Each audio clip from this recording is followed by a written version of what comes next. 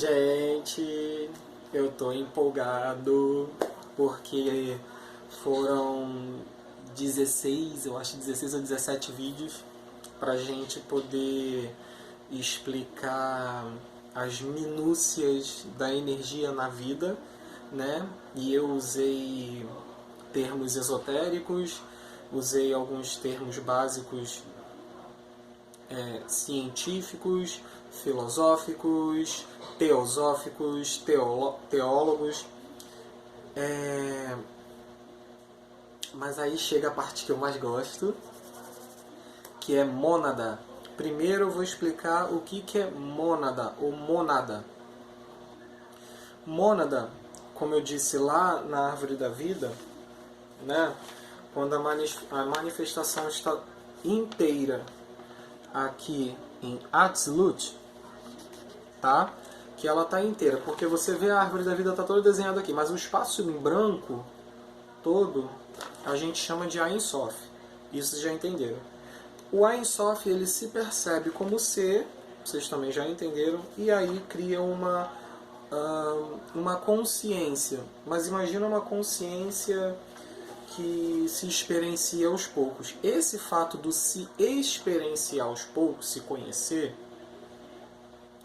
no final do processo, quando se conhece por inteiro, se a gente, ser humano, demora, às vezes, cada um ao seu, né, processo, 20, 30, 50, 70, para se conhecer de verdade, então imagina este ser que tem todo o universo codificado em si mesmo. Conseguiu compreender? Imagina quanto tempo deve ter para ter rolado isso, não é mesmo? Então, falando disso, a gente vai para uma parte que eu gosto muito, porque entra o quê? Entra a parte de encarnação, reencarnação, trabalho de uma existência, essência, ego superior, self pessoal, emanações. Então é a parte que eu mais me dá agonia. Tá. A gente sabe que na Árvore da Vida existe uma lei e ela é macro e micro. Resumindo, o mesmo mapeamento, as mesmas leis que governam o macro, governam o micro. Ela se perpetua. Agora vamos ver dentro de cada esfera da Árvore da Vida, dentro de cada sentido, né, que é Atzilut, Briah, Yetzirah e Asiah. Eu vou me concentrar aqui em Atzilut e vou dar formas alegóricas para os acontecimentos, ok? Esse daqui, ó. Tá vendo? Aqui vocês estão vendo que está escrito Keter. Dentro de Keter, olha o que rolou dentro de Keter. Aí a gente aqui tem o inefável, que projeta quando entende, se entende, tá bom? E o entendimento vai criando 7 aspectos, que são as 7 leis herméticas, mas também são chamados de luzeiros, tá? Então, quer dizer, dentro da luz branca a gente tem todos os matizes e a gente chama de universo, tá bom? Por que universo? Lembra da ativação dos chakras do Ajna, que é o responsável, né, que é o sexto, responsável pela projeção daquilo que se recebe? Então o Ajna começa a trabalhar todas as possíveis cores, né? Eu expliquei lá que no corpo humano a gente tem músicas e drogas psicodélicas que fazem esse trabalho, mas também se você meditar sem o uso da música, sem o uso da droga, você também consegue acessar você fabricando o próprio som, que também já dei lá nas chaves para cada chakra e na união das vogais sagradas. Aí você desperta, que é essa esfera aqui, ó, do despertar, tá bom? E quando desperta e se percebe, você cria os luzeiros, que é o universo, com todos os seus matizes e possibilidades, tá bom? Isso dentro da esfera de Keter. Dentro da esfera de Keter, cria-se uma necessidade. Porque quando você, por exemplo, quando você sabe de algo, você cria uma necessidade de transmitir. E quando o Keter transmite isso, a gente tem a próxima esfera chamada Horma, né? Aqui, ó, Horma, a gente vai estudar dentro de Horma todos os espelhamentos dentro de Keter, só que num nível mais intrínseco. Ó, os 7 luzeiros, aí se manifesta aqui também em 7, tá? Só que o 7º fica subjetivo, continua no Keter, mas está presente aqui. Espelhamento, tá? Então a gente começa com o germe, que é o centro, que a gente vai chamar de Tron. Depois vem o seu nível mais denso, que é, olha o contrário, como é que é. Em Horma, o meio, o miolo, é mais plásmico e sutil do que as outras camadas. E a camada exterior é mais densa, que a gente chama de Gaia. E Gaia gera. Então a gente tem no meio Tron, depois El, depois Brahman, depois Ramatiz, depois Caos e depois Gaia. Então, em Horma, em vista de Keter, a gente diz que Keter se torna o céu ou o universo de Horma. Não, desculpa, o universo de Horma. Então, quer dizer, o sentido lá é dentro de Atzilut, o sentido de primeiro sentido de céu e terra. Só que lembrando que em Atzilut as coisas, as formas são muito sutis ainda, são inexpressáveis, só que eu estou dando nome e forma para que vocês possam alcançar o disforme, tá bom? Gaia, então, como primeiro sentido feminino, em paralelo a Malkuth, que vem muito tempo depois, porque lembra, a árvore da vida tem várias esferas com as suas energias correspondentes. Keter dá origem a Horma no sentido de mitose, né? Porém, Horma se torna independente de Keter porque cria-se outra função, que é o que? Germinadora e semeadora ao mesmo tempo. Então, dentro de Horma, a gente usa o nome Campos de Marfins, né? Onde tudo era início. E aí entra a palavra mônada, que eu quero dizer. Todos esses sentidos de universos cocriando outros universos, a gente chama de mônada. Porque mônada no sentido da biologia, da filosofia, da física, da matemática, é aquilo que parte do princípio e é imutável. É imutável. Nada externo da mônada pode mudar a condição dela. Entendeu? Então a mônada, ela fabrica sentidos, através das mesmas leis da árvore da vida. E aqui, essa crosta mais externa projeta para fora, de dentro para fora, porque dentro dela tem outros aspectos, ao qual eles pegam espelhamento de Keter, e aqui ganha consciência, e projeta outros seres. Tá? Isso tudo ainda dentro de Horma. O que acontece? Quando Gaia, o primeiro sentido de feminino, mãe, no lado direito, expansivo, então ela gera, né?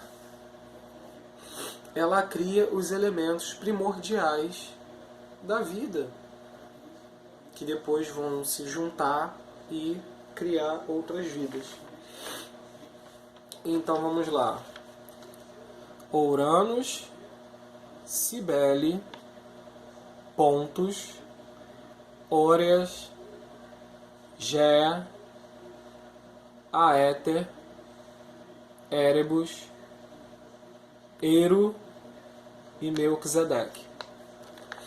O que acontece? O Melquisedeque é a restrição total. E na outra ponta da paleta vem Uranus, que é a expansão total. São os extremos do que Gaia expeliu, copiando todos esses sentidos. Então ela botou para fora e deixou com que, num determinado momento, a expansão de Uranus e a restrição de Melquisedeque ganharam o mesmo espaço. E aí, nesse exato momento, que vem o Big Bang. Nesse exato momento vem o Big Bang. O sentido de Big Bang, quando tudo estava expandindo e a restrição começou a querer segurar essa expansão ao tal forma que fissura nuclear. Big Bang. Nesse momento, para conter cada elemento, no caso, cada logos elemental, sentido para aquele elemento, foram criados 1, 2, 3, 4, 5, 6, 7, 8, 9 universos. Universos dentro do universo. E aí se repete de novo o sentido da árvore da vida. As mesmas leis. Aí dentro desse universo as coisas são mais sutis, e aí cria aquele processo que vai emanando, aí vai para o mental superior, que vai para o mental inferior, que aí formata e cocria em Asiá, na esfera de Malkuth. Então nós hoje temos 9 universos. Isso é mônadas, tá? São mônadas. Dentro do universo existem as mônadas dentro do universo. E aí a gente vai também ganhando sentido dentro da árvore da vida, porque isso estava em Horma, e quando esses universos são criados, aí passa para Bina, que é a esfera da esquerda, que é representada por Cronos, que é o tempo, e começa a restringir e cria esses novos universos, e dentro dos novos universos também começa a restringir, para depois vir Chesed e criar a organização. Aí depois Chesed para Gevura e cria o rigor, as leis impostas, que aí o próprio todo, quando cria esses seres, aqui começa a entender o processo que se passou.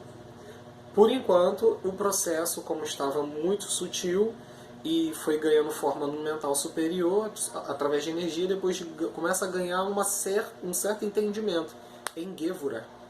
Então, para você ter noção, ó, eu estou falando, Gevura começa a ter sentido, mas antes é Shezek, Binai, Horma.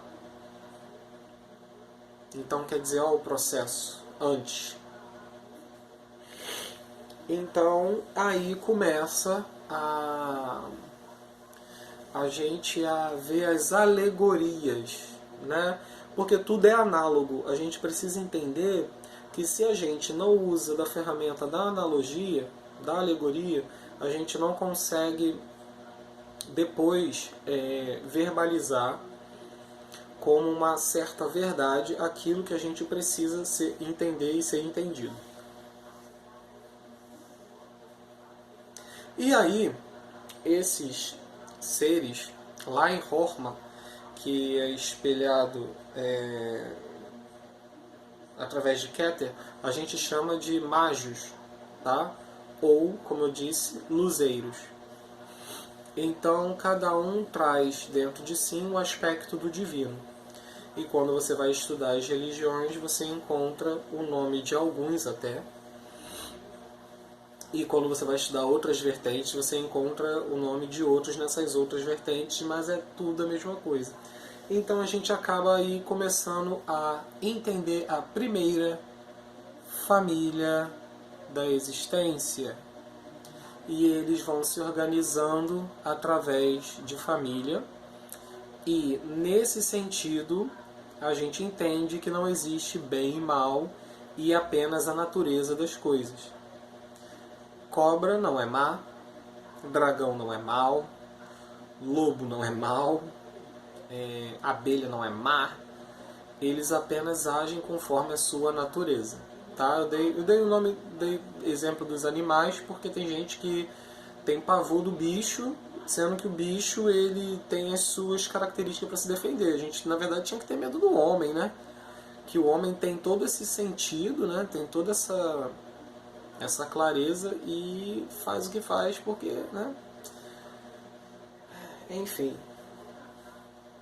E dentro dessas mônadas vão se fragmentando, dentro desses universos, desculpa, que também são mônadas, vão se fragmentando a vida. Agora vamos vir para este universo que nós estamos. Aí,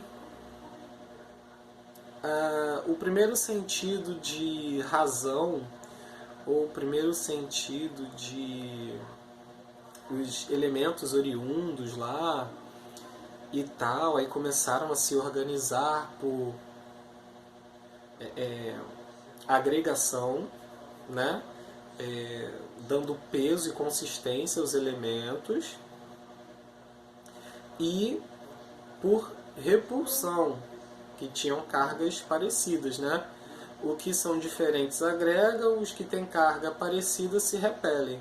Próton com próton se repele, elétron com elétron se repele, mas próton com elétron se encaixa. Aí alguns átomos têm 36 elétrons e 40 prótons, que se une com o que tem 23 elétrons com 53 prótons. E aí você vai combinando e as moléculas vão se unindo. Então, no caso, os átomos são também o sentido de mônada, né? Na verdade, é o verdadeiro sentido da mônada. E eles vão se espelhando. E dentro deles tem o sentido de que? Semente da vida. Lá vai acontecer as mesmas leis que a árvore da vida representa. Disforme, mental, forma e manifestação. E aí, os elementais, através de casamentos atômicos, vão criando vários tipos de outros elementos, e a filosofia vai colocando nomes para esses sentidos. Então aí a gente tem o primeiro, vamos para a mitologia grega, que, como eu já disse, nossa sociedade é ocidental, e o berço da nossa dialética e questão política e tudo mais é grego, né? Então, se você for ver qualquer livro de literatura, de ciência, tem grego e latim. A base é grego e latim em sua maioria. Então, né? E a nossa matemática toda é hebraica, né? Que tem a raiz no Egito. E aí, o que a gente entende? Que começamos a dar nome para esses seres, tá? Dentro dos mitos. Lembra que o mito é o mental concreto, que a arte é o sanguíneo, né? Que é o que dá a forma, e depois vem a ciência comprovando, né? Hoje, por exemplo, a gente consegue estudar o DNA, a gente consegue estudar o corpo humano, consegue fazer várias coisas porque há muito tempo os mitos falavam em formas análogas sobre todos esses assuntos. Por exemplo, em Gênesis, eis que Deus fez o homem à sua imagem e semelhança. Aí tu pensa, né, na ignorância, Deus também parece um homem velho sentado. Não. A lei que rege Deus é a mesma lei que rege o homem. Logo, Deus, quando criou o homem, fez a sua imagem, resumindo, o mesmo mecanismo está, mas Deus não tem a mesma forma, porque nem poderia, são planos diferentes. Físico, emocional, mental e fleumático. Né? Então, as leis elas permeiam tudo, porém não são exatamente iguais, tá? E é isso que eu quero falar aqui quando eu fico empolgado, quando eu falo de mônada, porque as mônadas elas vão se densificando e depois se sutilizando, porque elas experienciam, por exemplo, aqui está o átomo, né? O átomo maior de absolute. Aí ele vai até aciar e de aciar ele volta por todo o caminho. Aí ele vai até aciar de novo e daqui volta. Esse vai e volta a gente vê aonde? O vai e volta. Hein? A gente dá o sentido vai dando outro sentido, vai cocriando e ele vai se afastando da semente, resumindo, crescendo, né? se experienciando, se multiplicando e chega lá até onde o máximo que aqui está, e quando volta com o registro de largada e partida, né? Meu corpo aguentou até 4 quilômetros. A próxima corrida eu vou aguentar até 5. Por quê? Porque eu fui, cheguei, voltei, resumindo, expandi, restringi, entendi, absorvi, meu corpo agora vai fazer o quê? Uma nova expansão e pá! Esse caminho é cheio de experiências até chegar no cume e depois volta. A gente conhece isso como resiliência, a gente conhece isso como corrida, a gente conhece isso como evolução, a gente conhece isso como experiência, a gente conhece isso como sistema de mônadas de Helena Blavatsky, da onde você sai do mais sutil, vem até o denso e o denso volta para o mais sutil. Só que ele volta para cá, porque aqui ele era uma coisa, ele se conheceu e volta sutil de outra forma. Então, essa respiração do universo, do contrair e expandir. Estou sorrindo porque é muito bom. Esse contrair e expandir é o meio do caminho, que é o foda, que a gente está no meio do caminho e a gente está se conhecendo, se entendendo e a gente está progredindo, e isso é muito bom. Então os eruditos, os filósofos de antigamente deram nomes específicos para essas respirações, essas contrações e expansões, e eu vou falar sobre quase todas elas, porque se eu começar a adentrar demais, vou começar a ficar muito viajado e as pessoas não vão começar a gostar da viagem. Mas a viagem é necessária. Então vamos encerrar aqui nessa parte, pelo menos, chamando esses universos de elementais. E cada universo desses 9 foi criando-se vida. E cada mônada, cada universo desse, criou-se a sua corte de filhos que co-criaram os sistemas que nós vemos hoje como sóis, galáxias, elementos primordiais de uma galáxia, um buraco negro, gravidade, galáxias irregulares, nuvens de galáxias, galáxias espirais, ovais, a distância, a noção de tempo para cada corpo celeste. Por exemplo, o tempo na Terra não é igual ao tempo de Vênus.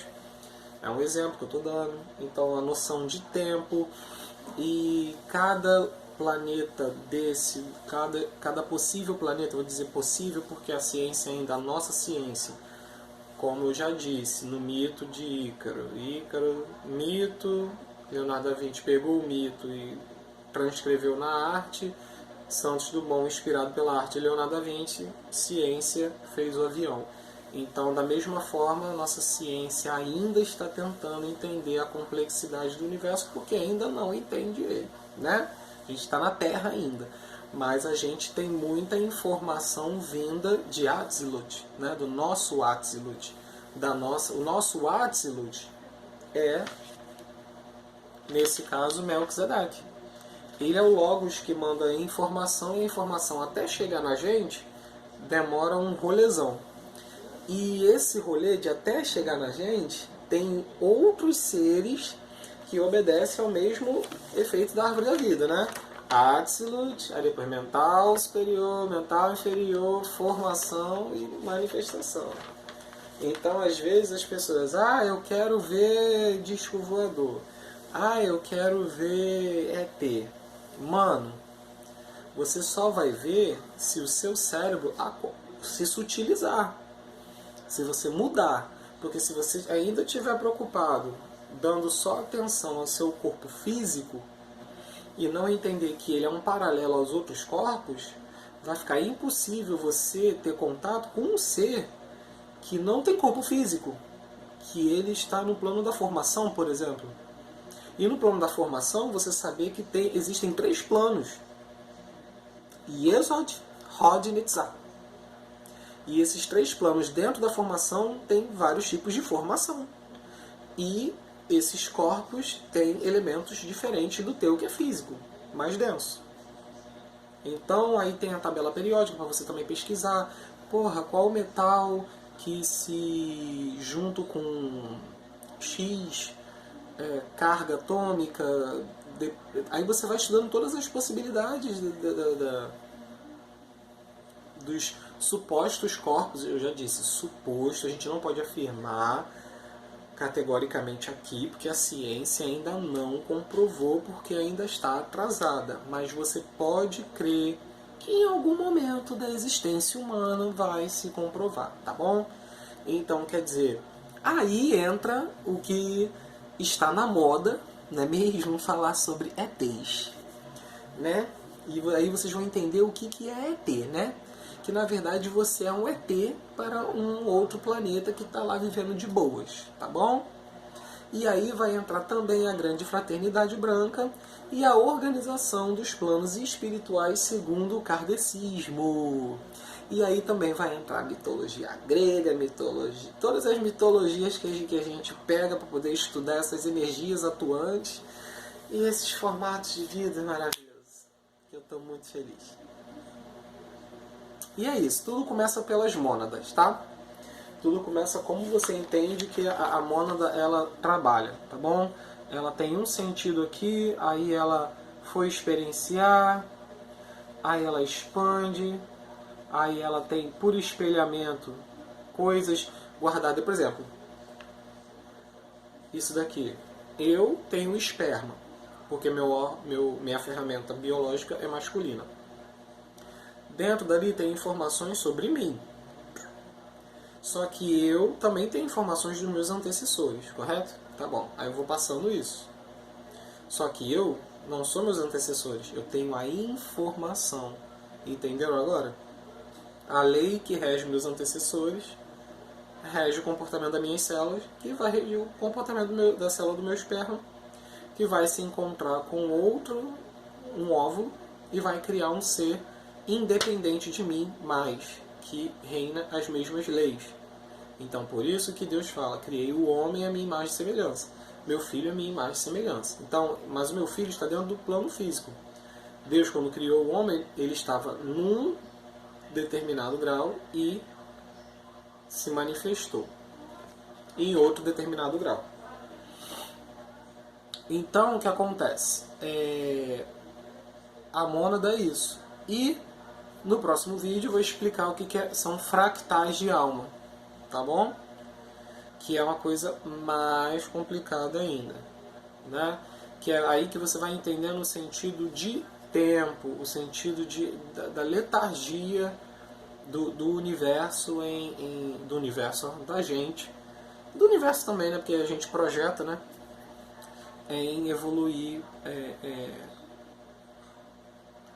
uma velocidade que seja mais condizente. O exemplo, por exemplo, lá na gripe espanhola, quando se teve a gripe espanhola, que eles lutaram para fazer as pessoas sobreviverem e ter entendido, criou a vacina e tal, demorou 15 anos. Hoje, com o primeiro caso do corona, demorou-se uma semana para entender a genética e como o vírus ataca. Eles demoraram 15. Então, entender, se demoraram uma semana, então quer dizer que daqui